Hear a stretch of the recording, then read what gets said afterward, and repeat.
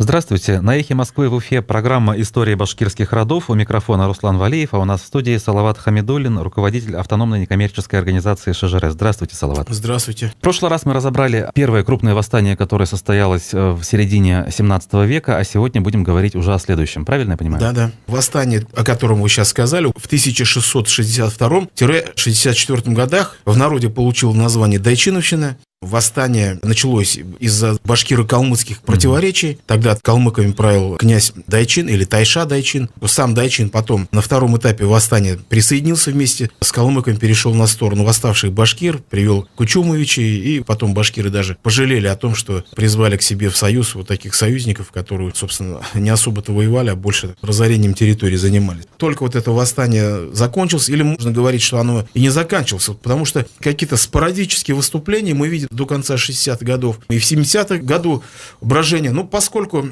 исторических источников не так много сохранилось, мы можем просто смутно только догадываться, в общем-то, почему вот какое-то умиротворение не наступает. Вот постоянно как вот какое-то вот такое брожение происходит. Вот, допустим, упомянутый в прошлой передаче там немецкий путешественник, который проезжал через Сибирь, пишет, что вот в 1667 году Кучук-царевич, сибирский Кучумович, которого башкиры провозгласили своим ханом, вот приходил в Натарский уезд в Западной Сибирь вместе с башкирами. Вот он пишет: население Южной Сибири жаловалось на то, что пострадало от много воинского разорения, от калмыцких и от царевичевых воинских людей, и от башкирцев, что Кучук-царевич приходил под Тарский город. Имеется в виду набег на Тарский уезд 1667 года.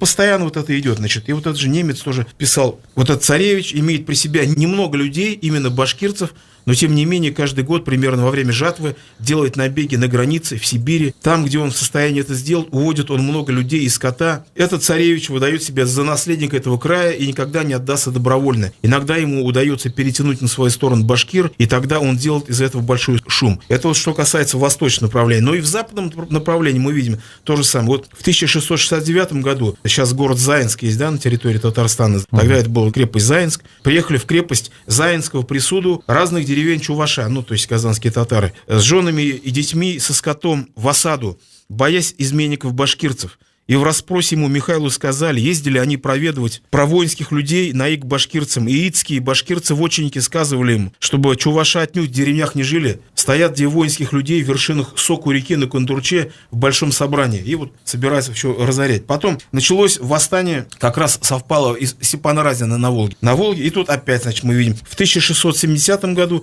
башкиры нападают на Самару, идут дальше.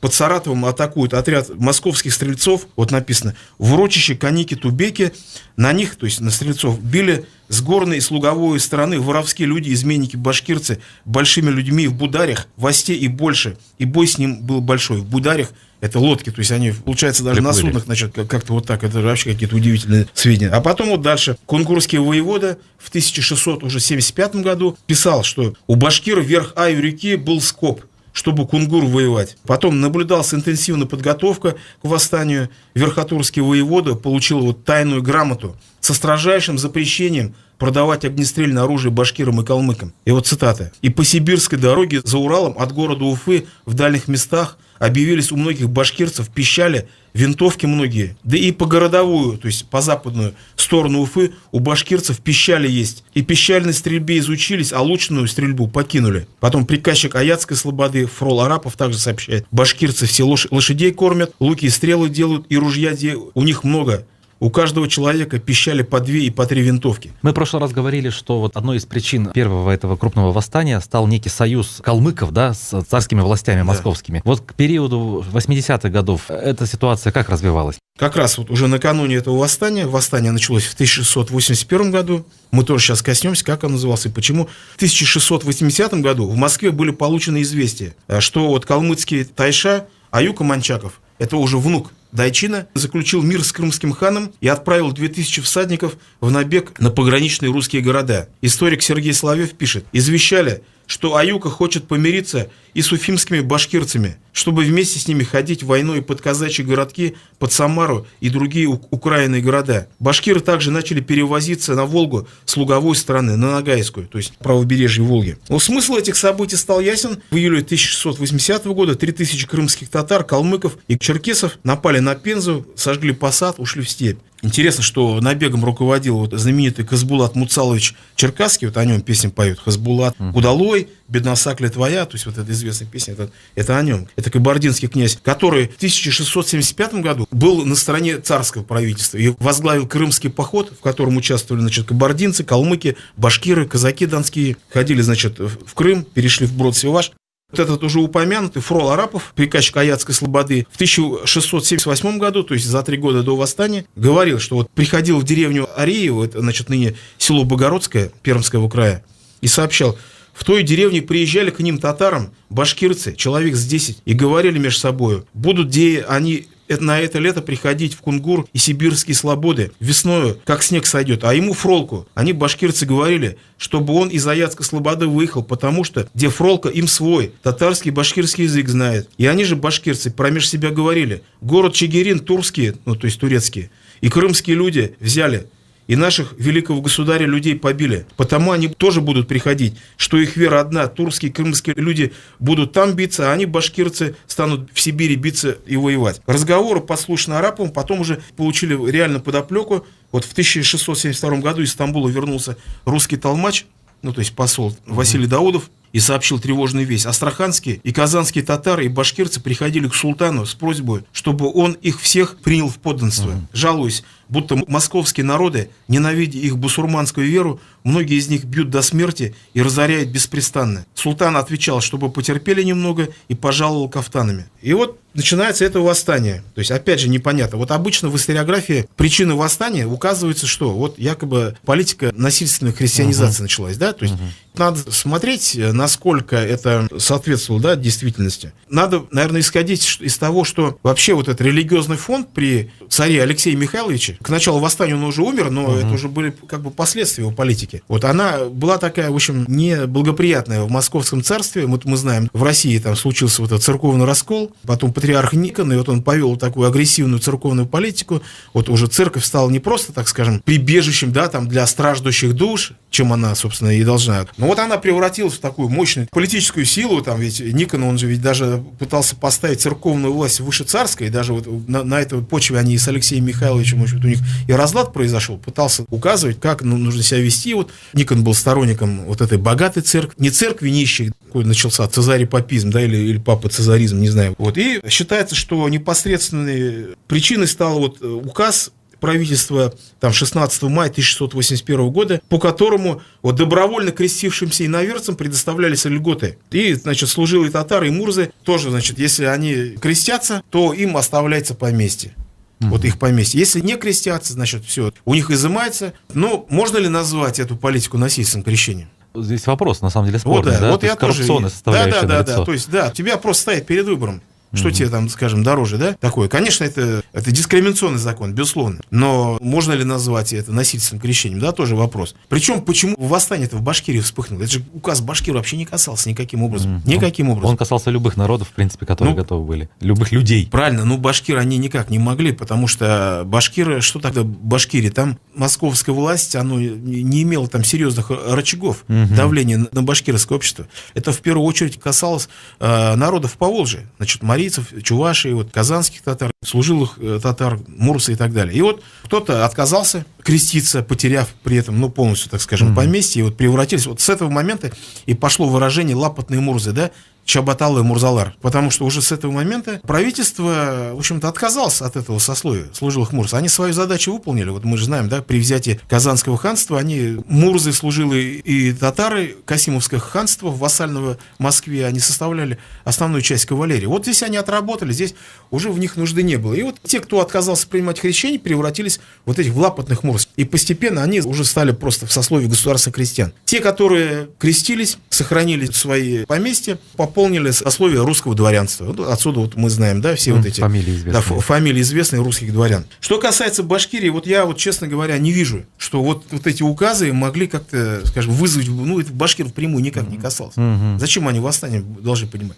Я тут вижу другое, что как раз вот в период Никона стали происходить массовые конфискации вот в Западной Башкирии башкирских вотчин под монастыри, под владения. Вот, тоже это было с религиозной политикой связано, но это не было связано с указами, вот, в кавычках, о так называемом насильственном крещении. Речь не шла о выборе там креститься или не креститься, а речь о том, что забрать землю под монастырь. Вот мы видим тут по документам. Вот, допустим, взяли ниже устья Белой, были отданы по указу дьяка Федора Грибоедова Савино-Сторожевскому монастырю на 5-летний срок. Были рыбные ловли отданы, земли отдали. Потом целую деревню Ушар, семиостровная, такая деревня была огромная, сейчас она под водой Нижнекамского водохранилища. Это Ушар, это башкиры Енейской волости, это крупнейшая была деревня. Взяли их, короче, вотчину тоже вот под монастыри отдали. И вот в 1682 году башкир Байлярской волости Арак Токтамышев бил царю с жалобой на строителя Камской Богородской пустыни старца Афанасия, что сверх отокупных тех вод он архимандрит с братьев владеет поками их рыбными ловлями.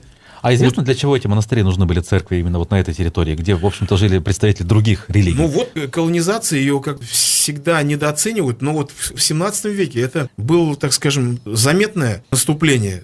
Оно вызывало вот изъятие таких вот крупных угодий, особенно рыбных, чем-то надо было кормиться. И вот именно в условиях вот этой активной монастырской колонизации и миссионерской деятельности брожение началось. И появился мусульманский проповедник, по всей видимости, суфийский шейх Саид Джафар. Рычков, который жил в середине 18 века, пишет: главным зачинщиком и предводителем бунта был башкирский их старшина Сеид, от которого и называется бунт сеитовский.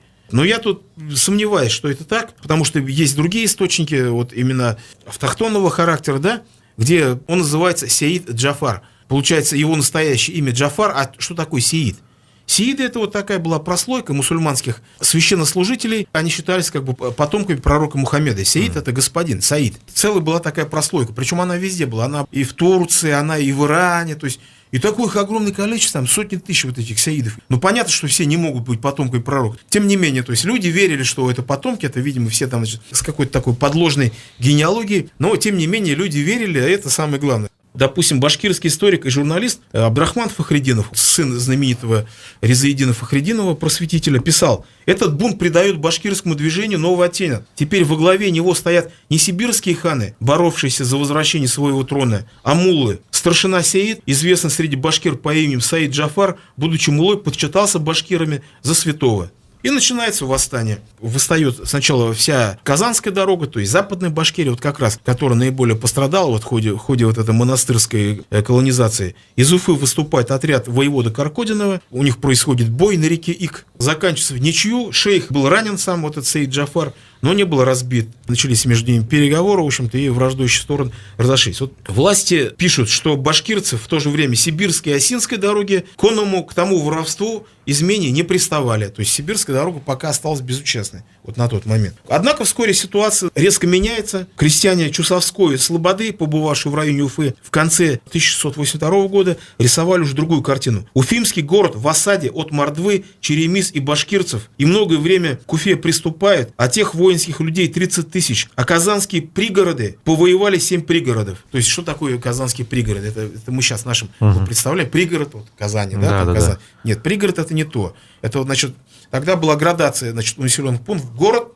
пригород — это значит городок. Пригород, то есть не совсем город. Вот. Маленький город. Да-да, пригородами назывались просто городки. Вот эти 7 пригородов, это вот как раз вот эта Закамская засечная линия, она начинается Мензелинск, Заинск, Новошишминск, сейчас проходит по территории Татарстана, уходит в Самарскую область, Алексеевск, и вот до Самары, вот засечной линии, которая была построена в середине 17 века. Вот 7 пригородов, говорит, повоевали. Разорили, получается. Представляете, какой был удар сильный? Далее повстанцы идут дальше, осаждают Мензелинск, взяли село Челны и атаковали крепость Белярск. Вот, кстати, он тоже в этой засечную линию входил. Приходили изменники, башкирцы и татара, многие людьми, и к Белярску приступали с огнем. И слободы выжгли без остатку, и многих булярских стрельцов побили и в полон поймали. И в то же время начинается восстание на сибирской дороге. Башкиры атаковали Колчеданский и Катайские остроги в Заурале. Катайский острог — это сейчас город Катайск Свердловской области. Вот представляете, да, охват восстания? Огромный просто. А благодаря чему такие успехи были достигнуты? То есть не было сопротивления практически восставшим? Ну как, почему? Сопротивление было, но представляете, вот такая огромная территория. Башкиры были мастерами вот этой степной войны, то есть действовали небольшими отрядами. Но тут начинается опять. Решили западные башкиры, вот Сеид Джафар, один полюс восстания, а тут башкиры Казанской дороги и, как пишет Чуваша, казанские татары, в 1682 году по присылке изменников башкирцев и чуваш пришел к ним, башкирцам, Аюка Тайша с калмыками, и с нагайцы, и едисаны, и стоит в башкирской деревне Карабаш. Призвали, опять калмыков, чтобы бороться с западной Башкирией. Почему они? Потому что от Казани недалеко, и, вот оттуда их-то могли достать регулярно часть, и они вот решили призвать опять калмыков. То есть опять наступает на те же грабли предыдущего восстания. Их же надо было легитимировать нахождение башкиров в Казани, и, естественно, калмыки приводят с собой очередного Кучумовича, султан Хасана. Султан, чтобы вы понимали, в титулатуре, хан — это тот, кого провозгласили, а царевич, который еще не провозглашенный, или, принц крови и так далее, они султанами назывались. Вот султан Хасан, сын Давлетгирея, и вот его опять провозглашают в Западной Башкирии ханом, и вот тут начинается повтор истории прошлогоднего восстания. Опять калмыки ходят, разоряют Западную Башкирию, выходят в Пермский край, башкиры вместе с калмыками. В Зурале тоже башкиры атакуют Уткинскую слободу, полностью, уничтожили. Опять Колчеданский и Катайский острог. Колчеданский острог, кстати, был взят, Катайский осажден. Вот Колчеданская слобода на Исете воевана и разорена, крестьяне порублены. А Катайский острожек обсадили, и деревни повоеваны. Из Тобольска высланы, 2000 ратных людей, с которыми, с башкирами состоялось крупное сражение в верховьях Яйка. Был где бой большой с башкирцы и иные иноверцы. Это уже 83-й год идет? Это еще пока 82-й. Ага. Вот. Правительство решило мобилизовать крупные воинские силы и отправило их в Казань, чтобы оттуда потом уже в Башкирию отправить. И для поднятия духа 11 июня 1682 года государи, малолетние царевичи Иван и Петр Алексеевичи, и царевна Софья провожали в Казань образы и знамений Пресвятой Богородицы. Вместе с тем власти заверили башкир, что вменяют воры вам, всем башкирцам, и чуваше, и черемисе ложно, что будто вас, басурманов, велено крестить неволею, то есть отказывается, то есть они говорят, что это не было такого, указывает, это вам вменяет обманным путем. И того нашего великих государей о крещении не бывало и ныне нет. Что, в принципе, правда, не было вот такого уповального крещения. Потом, что происходит? Вот эти калмыки, опять, как всегда, как их обвинять? Это вот кочевник пришли, он, понятно, он там, что видит, то и грабит. Вот. И тут лагерь повстанцев разделяется на несколько частей. Садой, так скажем, патриоты группируются вокруг Сеид Джафара. Вместе с ним вот главарь Башкиру и Ногайской дороги, башкирский Тархан Кыпчаковской волости Ишмухамед Давлетбаев. Написано: а вор де Сеид Саферка ушел в башкирцы за Уфу к Ишмамед Тархану. А калмыки, и нагайцы, и десаны шли к башкирцам, и на степи у него, у Аюки отогнали, он Ишмамед Тархан с башкирцы лошадей. Вот какая даже у них вражда произошла. Другой, лагерь калмыки с Кучумовичем Хасаном, в лагере которых тоже часть башкиры находится. И третья часть, вот третий лагерь, он такой, лоялисты сразу объявились, которые, в виде бесчинцев калмыков начали оказывать организованное сопротивление, во-первых, и искать пути к примирению с царским правительством. Вот, допустим, башкир Катайской волости, это другой уже Ишмухамед, по прозвищу Кривой, собрал отряд, потом обратился к властям Уфы, чтобы ему, Ишмамету, дали силы русских людей 1000 человек на Тайшу калмыцкого Аюку. Однако помощь не была оказана, поскольку, я думаю, власти просто решили, пусть друг друга убивают спокойно, зачем? Вот. И вот тут даже тюменский воевода Ратищев писал: Аюка, Тайша, Мунчаков порубил башкирцев от Казани и до Уфы, и по Аику, и по Бирю, и по Таныпу реке. И многие башкирцы здешние были в сборе на Иртяше озере и стояли на острове, боясь воинских калмыцких людей. То есть вот такая ситуация. Хотя у царского правительства было вполне достаточно вооруженных сил, чтобы уже они сумели мобилизовать и чтобы изгнать калмыков из Башкирии. Но они не хотели. Вот же калмыки за царских людей всю эту работу выполняют. Вот, например, в распоряжении только казанского воеводы было 713 дворян и детей боярских, копейщиков, то есть пикинеров. А рейтар было 942 человека и 3800 солдат. Представляете, это огромные силы. Это можно было всех калмыков на раз выгнать оттуда.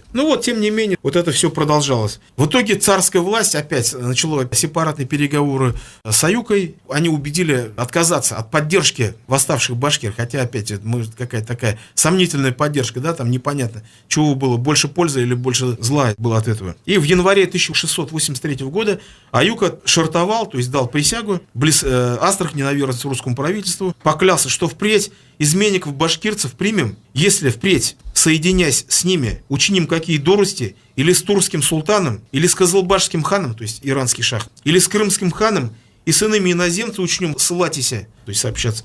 И за те наши неустойные и нарушенные статьи на мне, Аюке, на всех нас, тайшах, буди гнев Божий и огненный меч. Переход на сторону правительства не остановил восстание. Восстание продолжалось с переменным успехом до 1684 года. Башкиры сделали попытку атаковать Уфу. Зашли вот они со стороны села Богородского, это Инорс, вот, потому что напрямую здесь, вот понимаете, реки? Да, вот со стороны Белой, вот через Южный мост нынешний, там невозможно было, там понятно, вот, гора, да, гора и там, хотя оттуда тоже трудно, там тоже как бы подъем, но вот, по крайней мере, они вот зашли со стороны Инорса, со стороны села Богородского, дорогу им преградил отряд дворянина Лопатина, отбил нападение, но тем не менее, вот с этого момента и вплоть до 20 века уфимцы совершали ежегодный крестный ход из села Богородского в город в честь спасения города в Сеитовский бунт. То есть это, видимо, настолько было серьезное вот было нападение. Да, страшное нападение. Ну и последнее, приведу цитату, опять автохтонный источник, вот тюркоязычная рукопись, обнаруженная давно. В общем, разочарование в союзниках-калмыках и лидерах движения привело всех башкир к мысли о примирении с правительством, и восстание вскоре прекратилось. Вот анонимная рукопись на языке тюрки сообщает: среди башкирских ханов появился один святой, обнаружив в себе дар чудотворения, и стал призывать народ к исламской вере. Имя его Сеид Джафар. Напоследок люди и вообще башкирский народ, не считая его ханом, бросили его и перестали жить по его приказанию. Изменив ему, полюбили русских, говоря другими словами, пошли на примирение с царским правительством. Сеид Джафара перестали поддерживать. На этом восстание кончилось. Подводя итог, царская власть, правительство опять признало все вотчинные права башкир. Там многие, кстати, монастыри, которые во время восстания, вот это все, они же были уничтожены. Да, они же уничтожены, и после этого не предпринимались попытки их восстановления. И плюс публично правительство Петра I и Ивана подтвердило, что оно отказалось от намерений проводить вот такую христианизаторскую политику. И на башкирской земле установился относительный мир еще примерно на 20 лет, получается, до уже следующего восстания. Мир, он такой, всегда какие-то спорадические вспышки, они и там возникали. И в 90-х годах что-то было, такие маленькие бунтики. Но серьезных вот все башкирских движений, да, теперь это все до конца 18 века откладывается. Да, и об этом мы будем говорить в нашей следующей программе в рамках нашего цикла «История башкирских родов». Сегодня мы разбирали второе крупное башкирское восстание, которое состоялось в 1681-84 годах. У нас в гостях был Салават Хамидуллин, руководитель автономной некоммерческой организации ШЖР. Спасибо большое, Салават. До новых встреч. До свидания.